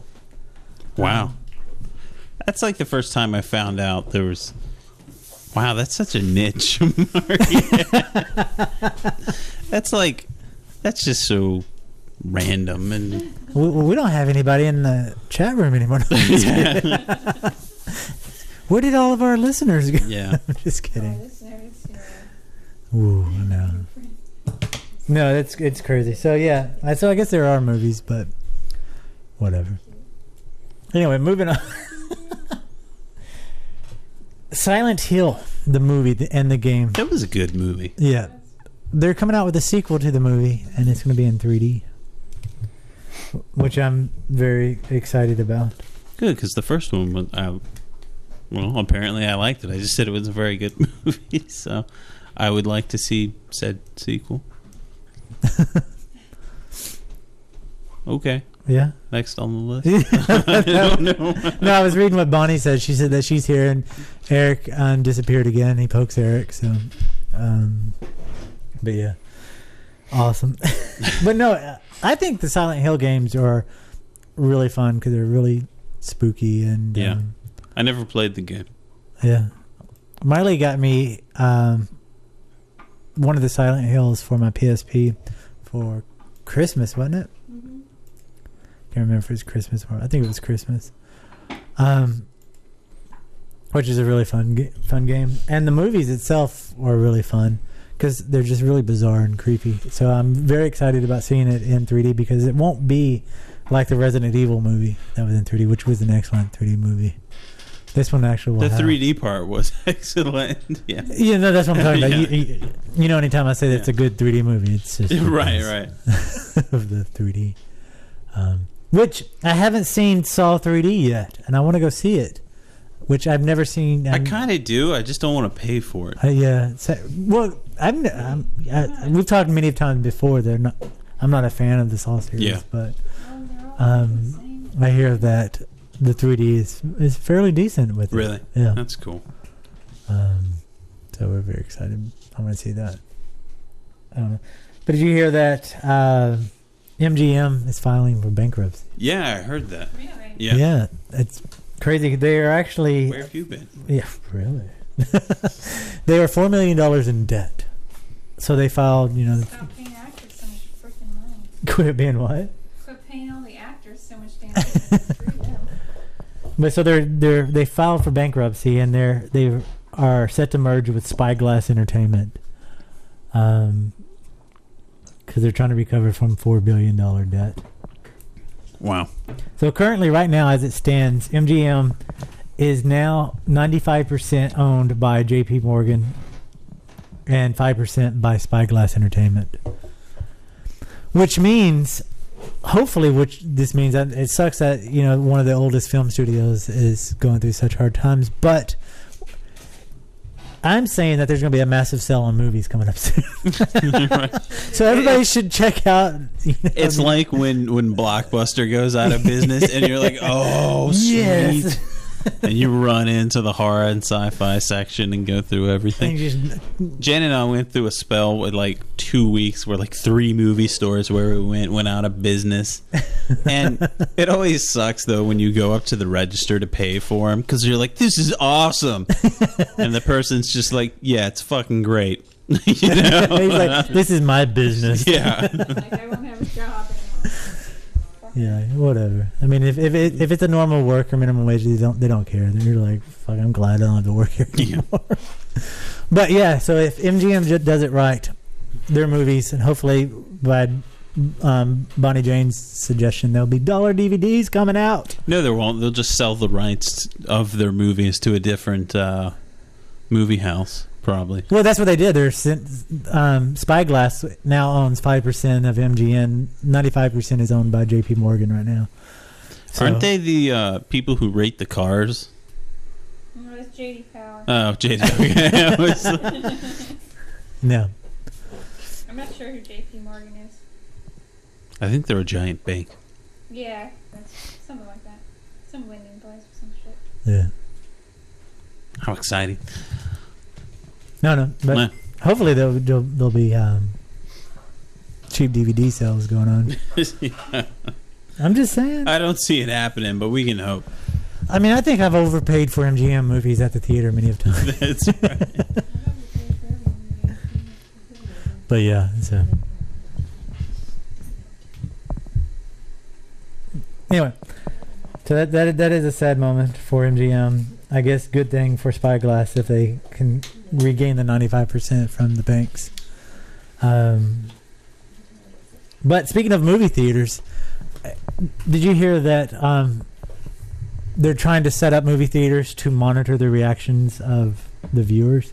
No, but I read that on the printout you had, and that's just freaking creepy. Isn't it creepy? They for those who don't know, theater houses have paid a anti-theft company. This is backed by the studios as well. They paid an anti-theft company $350,000 to develop a technology that will be used to monitor and analyze moviegoers in order to capture their reaction to advertisements and films that they are watching. They're saying they're doing this so they can. How is that anti-piracy? That's what they're saying. Is that that's advertising? That's research. Yeah, it's so fucked up. That's research and development. That's not keeping someone from stealing. But they're doing it like the city government does with all the security cameras. They're saying it's for your safety, it's for your protection, it's it's not. It's so they can actually watch you and make more money off you. Mm-hmm. They're saying they're doing this because they're trying to cut down on people bringing in recording devices into that. What they can monitor what you're doing while you're sitting down watching a movie. They can cut down on piracy. That's creepy. It's fucked up. But what's really happening, according to this report, is that this information is going to be sold as marketing data, and it will inform directors, cinema advertisers, and cinemas and studios the data of what audiences enjoy including, you know, what they pay attention to in an advertisement. Bonnie Jane in the chat room brings up a good point. They said they're looking for her cheap bottle of Pepsi and candy that she brings in for herself. You know, they'll probably break down on that. Well, then I'll just stop going. But it's real. I mean, I don't understand how they can do this. I guess there's going to be a little asterisk on every ticket that you buy that you will be monitored while watching this movie. Yeah, that's it's just creepy. like, why can't you leave the guessing work to studios and advertising? Because that's what makes advertising fun, is when they don't know how you're going to react to it and they throw it out there anyway, just to see how it works. Yeah. It's not well, okay, we got it. Money, yeah, it costs them money, but fuck, that's what they do. I mean, it cost us money to do this show. We don't do it. We don't care about the quality. Look at this. But I mean, why can't they just do that? Why do they have to know every single detail? They always want to make more. It's so fucking. It's just insane. creepy. It is really creepy. Because there's gonna be some weird ass guy watching. Right. There's gonna be people downloading bootleg copies of you. Yeah. Sitting, staring at a screen. I just don't know how this is gonna hold up. I mean, I understand it's private property, but you know. Oh, they responded really well to that bag of Doritos that was, you know. Yeah. It turns out that they responded really well to boobs. You know, I was like, yeah, you paid $350,000 for a focus group to tell you that people responded to nudity and gore in movies. Totally. I think you and Eric were on the same page with that, because Eric just said that if you can't write a movie... You could have taken me to lunch and I could have told you that. He says if you can't write a movie that I like without spying on me, you're not going to be able to write a movie I like anyway. Yeah, because then I'll just go with my poker face on. Yeah. Or a mask. We all start wearing masks and 3D glasses. Yeah. This movie's not in 3D, sir. No. Read the asterisk on your ticket. You cannot wear masks or 3D glasses on a 2D movie. You're also going to have to hold up your license and another form of identification. And the seats are probably going to have fingerprint scanners built in, so when you relax. And on the bottom of the cup last holder, 4 digits of your social security, please. They're going to take the DNA from your straw when you throw it away. And there's like an imagine. William Castle would be proud. Yeah, totally. But it's so crazy that they're doing this. And not only is it crazy that they're doing this, they're trying to trick us and saying they're doing it to cut down. It's for your pirate. safety. What the? I don't know. But it's already been written that they're going to be selling this information for advertising companies and agencies so that they can learn more about their audience and inform creative and strategy. It's stupid. I don't know. Bonnie says that the only good thing that she thinks will happen is that people might be less likely to leave their garbage behind. That would be nice. I don't know. I have a fondness of the sticky floor. Yeah. After we move out of this apartment, I'm gonna get a room in my house that just has sticky floor, so I can just walk in there and go, oh yeah. So, really? What I'm drinking. We lost Paul again. Paul's drinking tea. I'm being and force-fed tea that's good for my lungs since I now he's lost reading about lung St. John's quality last year. and reading about St. John's wort. No, come.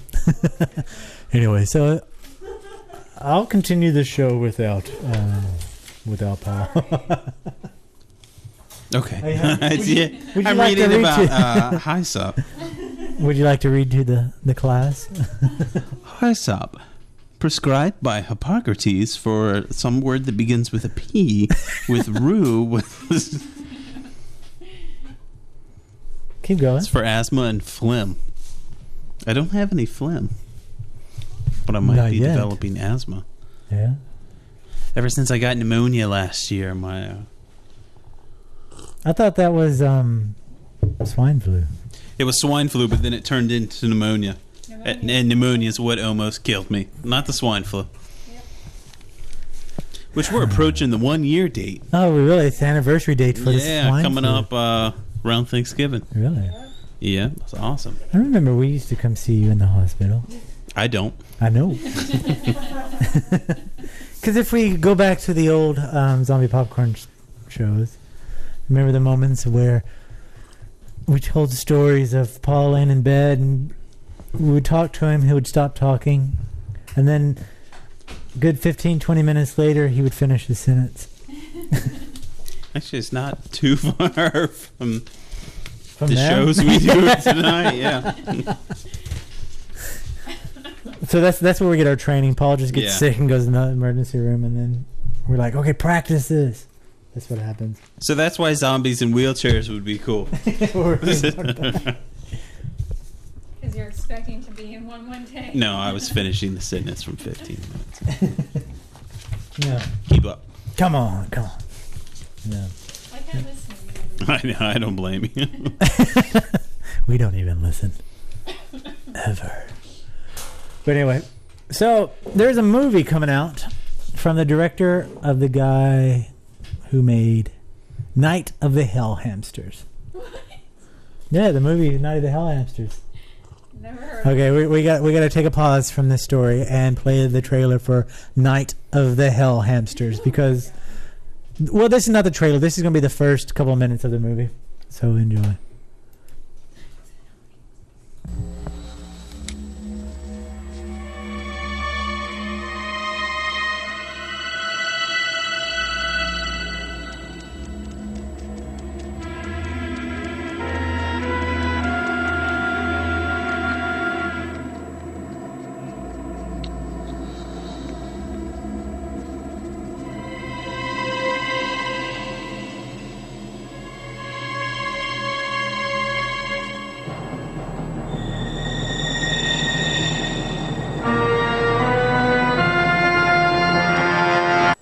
Okay, that was just the intro to Night of the Hell. Let me play the trailer.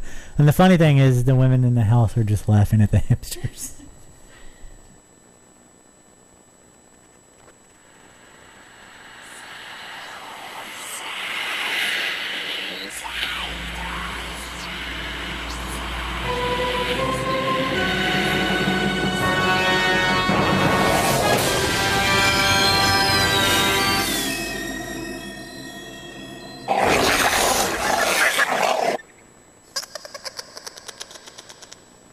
The trailer. That is the trailer. Wow. So, that is Night. Where were we? We saw this hamster. Was it Target? So anyway, the guy who directed that movie is doing a new movie called The Devil's Rock.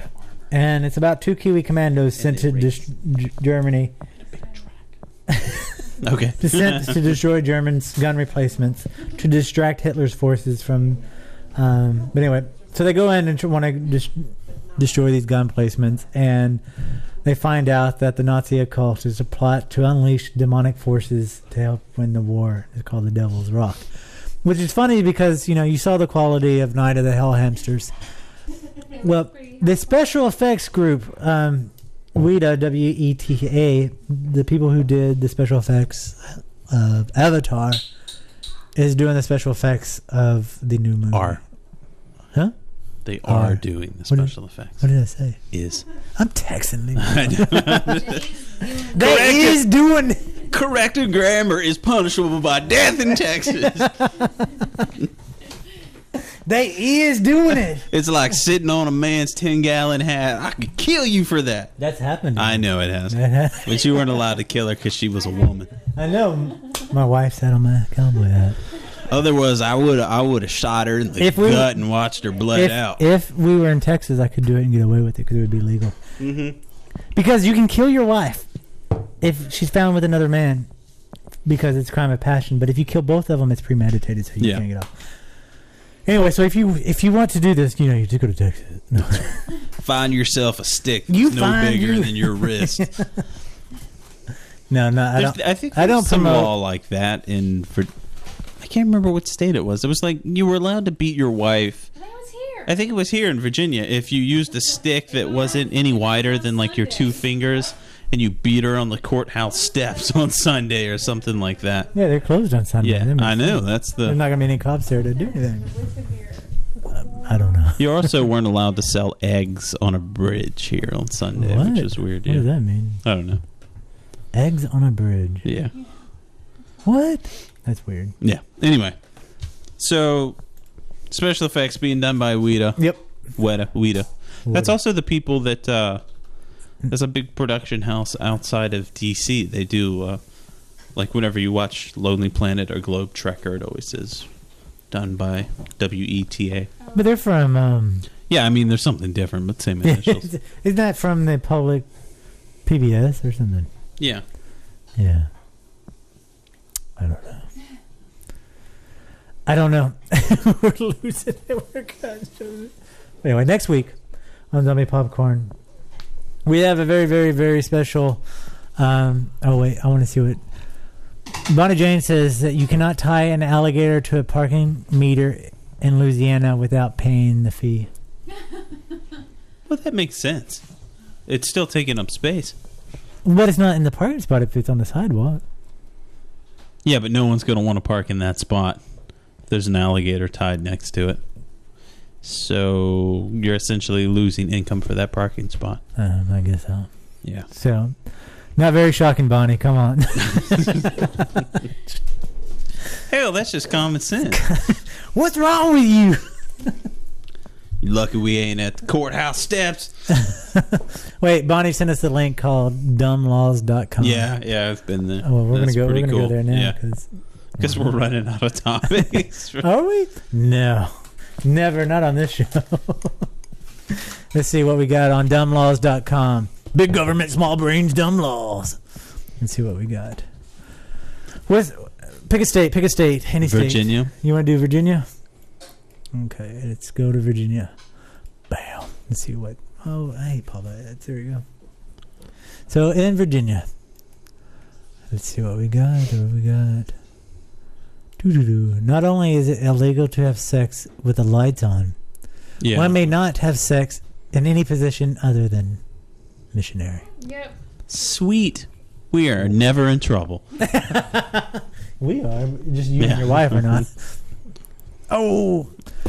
There is a state law prohibiting corrupt practices of bribery by any person other than candidates.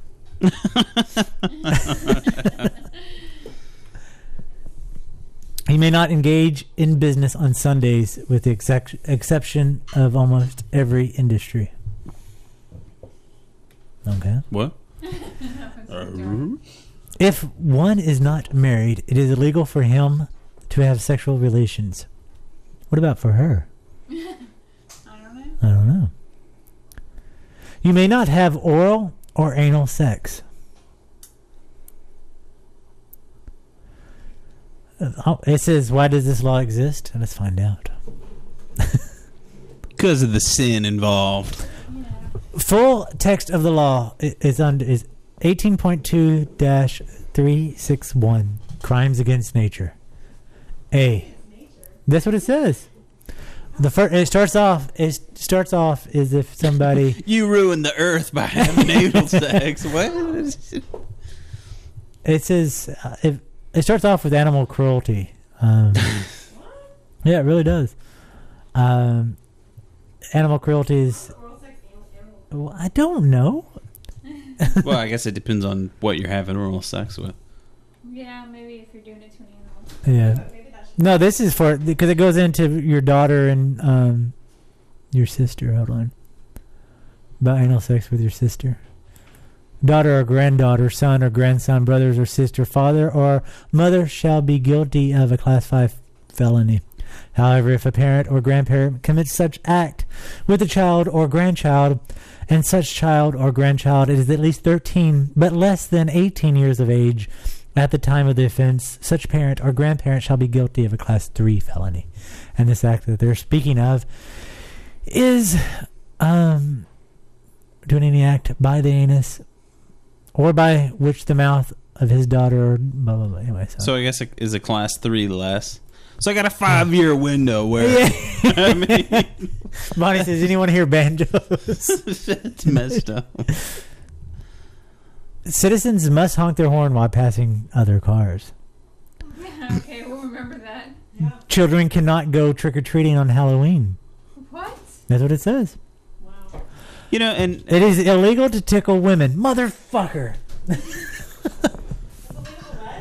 No animal may be hunted. Don't tell her, because No animal tickle me. It's illegal. She'll turn me in.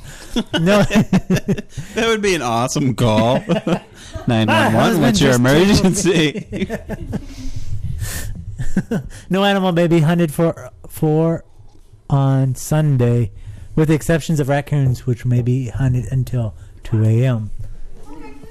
I don't know. Because they're just a nuisance. They're man. just raccoons. Look at that mask. They're terrorists. That's right, man. That would make a killer hat. You cannot watch a mule on a sidewalk. Wow. Okay, here's Norfolk. Spitting on a seagull is not tolerated. If you could do that, you should get an award. I mean, a seagull would catch your phlegm in the air before it would hit. A man may face 60 days in jail for patting a woman's derriere. Thank God he wasn't tickling her, though. Women must wear a corset after sundown and be in the company of male chaperone. Wow. That's in Norfolk. I'm going to have to get my corset out. So, yeah. Shall we go another state? Let's do Texas. You want to do Texas? Well, every law in Texas is... Yeah. How did the horror movies I get... Anyway. I don't know. One must acknowledge a supreme being before being able to hold public office. Wow. That's fucked up. You can't hold public office unless you acknowledge a supreme being. Oh my god. That doesn't surprise me. The bluebonnet is the official song of the state flower. It is illegal to sell one's eye. Okay. I've known a lot of one-eyed people in Texas. That's right, Texas. All felons. Yep. Look at him. He's got a shifty eye. A program has been created in the state that attempts to control the weather. What? That's what it says. I'm just reading. That's not a law. I know, but I guess it is because I mean you have to make a law to control the weather. I don't know. Wow. When two trains meet each other at a railroad crossing, They must greet each other. Each shall come to a full stop, and neither shall proceed until the other one has gone. What? That's what. But that means none of them will ever go. I can't proceed until you go. I can't. Well, my dear sir, I'm here to inform you that I cannot proceed unless you move forth. Well, it would appear, train, that we are at an impasse. It would appear so. They have to settle it with, like, pistols at dawn. They have to shoot each other. Oh, no, they don't do pistols at dawn. That would be like an East Coast or European thing. They would do, they would just have a high noon draw in Texas. Well, no, because up to a felony charge can be levied for promoting the use of or owning more than 6 dildos. That's awesome. Now, I have been counting the numbers of orifices in this room, and it has occurred to me that something is amiss. Oh my god. It is illegal. What if they're all really small dildos? What's that? Or they're really small dildos? I don't know. I need 6. These are tiny. It is illegal to take more than 3 sips of beer at a time while standing. Weird. That's why we always sit down to drink it. That's right. And I don't even have any more left.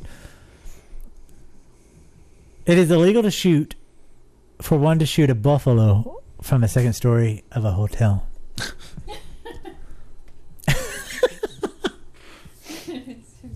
Homosexual behavior is a misdemeanor offense. Well, at least it's not a felony. The entire Encyclopedia Britannica is banned in Texas because it contains formula for making beer at home. What? You couldn't just ban the volume B? Like, no, it's the entire. A recently passed. Well, you know what though? What? This is the state that's like putting out. They're going to ban encyclopedias in their state, and this is the state where like all school books. And it really is. And well, just recently there was. Yeah, exactly. you know, you gotta love Texas. Recently, a recently passed anti-crime law requires criminals to give their victims 24-hour notice, either orally or in writing, and explain the nature of the crime to be committed. Oh my god. What the fuck?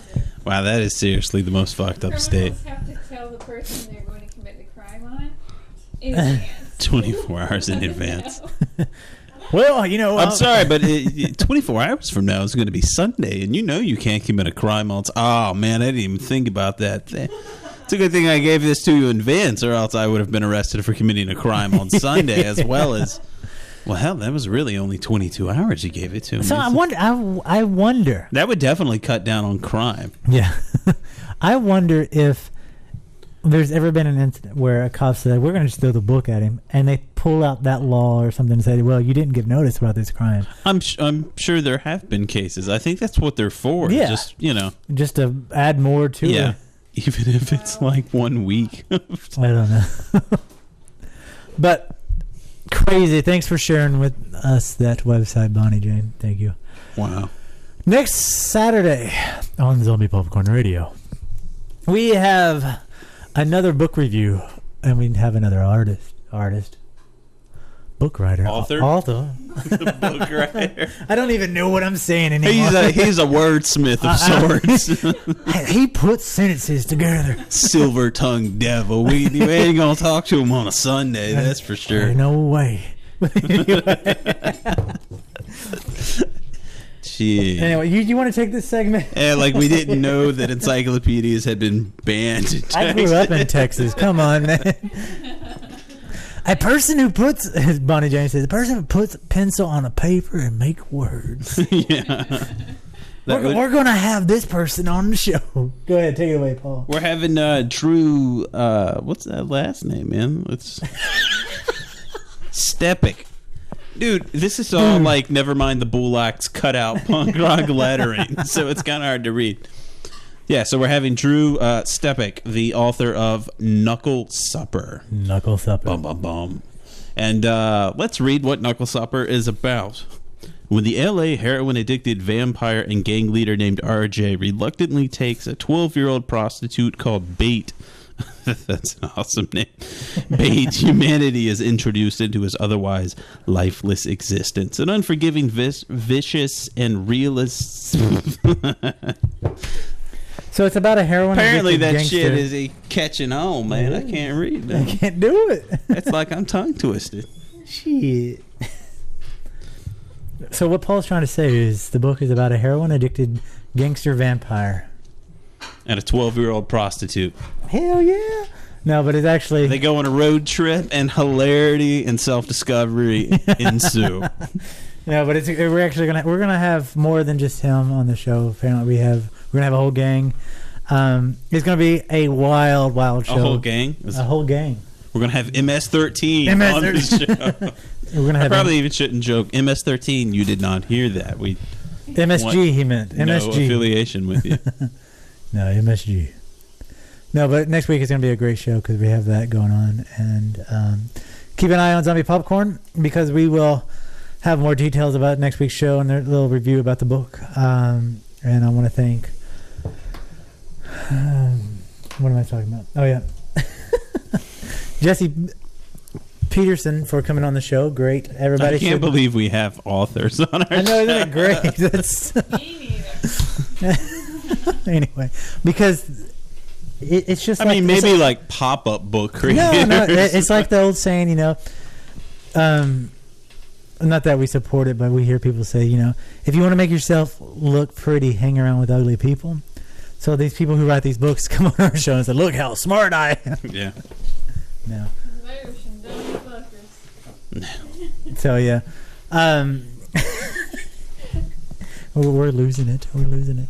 But anyway, thanks for... What am I saying? We are being drugged. Yeah. What's going on? She's throwing stuff at me. Why are you throwing that? I don't know. We are seriously breaking down. Why don't we end it right now? We're losing our mind. But yes. So, if you haven't... Oh, look, you had the name typed out right here. I could have read it in regular font. Next Saturday, we'll be having an interview with Drew Stepik. That was way easier. You could have done that. Here's the book. If you want to, if you're in the 3D chat room, here's the book. Check it out. It's big and heavy. If you haven't got and it came with your the copy, shirt, which is nice. It really did. I should wear that next week. If you haven't already picked up the book Married with Zombies, you can get a free copy, autographed and personalized right now if you run to zombiepopcorn.com. Click on the big banner. This is win an autographed copy of Married with Zombies. Enter because the deadline is tomorrow. And then we will announce the winner tomorrow evening.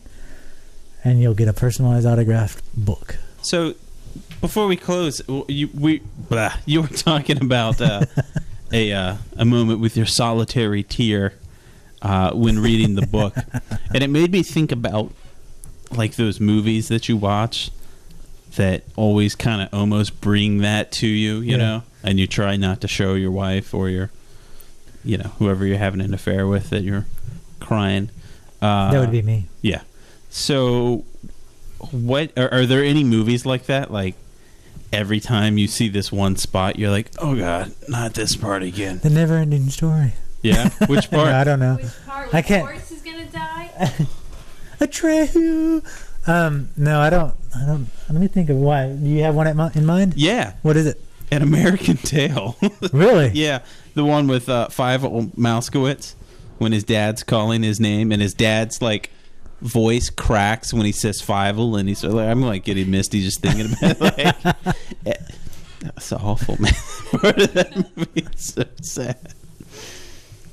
Yeah. Yeah. Just Where's Oprah when you need? Yeah.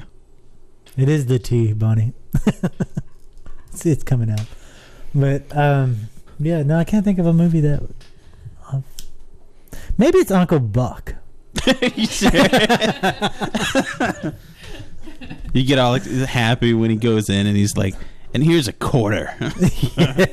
Why don't you go downtown and get a welcome on 3D Movement. He says Old Yeller.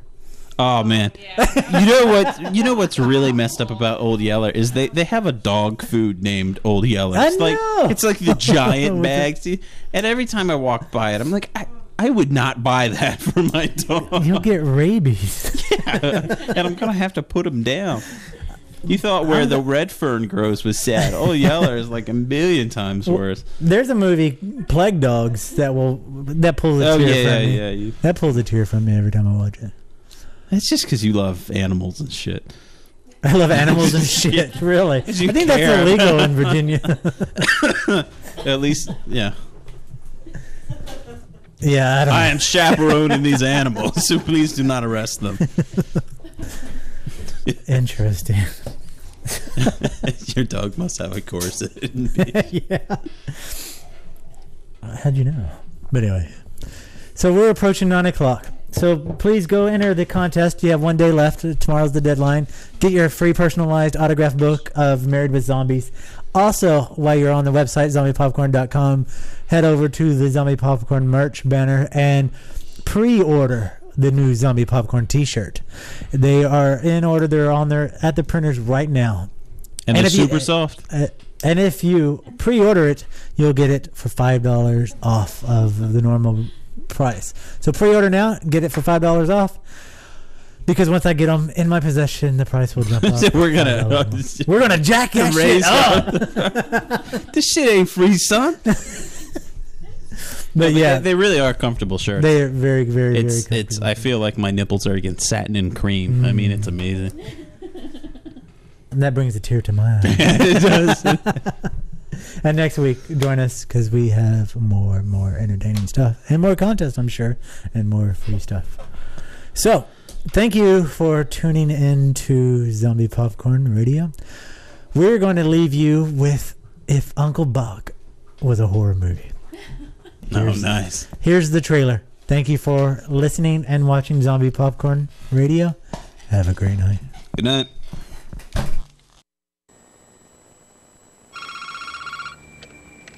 Hello. Oh, God. What happened? Your dad had a heart attack. Who's gonna watch the kids? What about Buck? I don't want him here.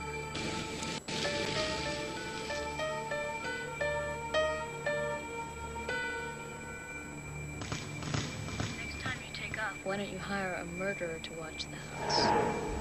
Hello? You ever hear of a ritual killing? Are you crazy? You could have taken his head off. How's everything?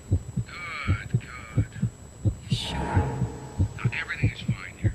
Everything is fine.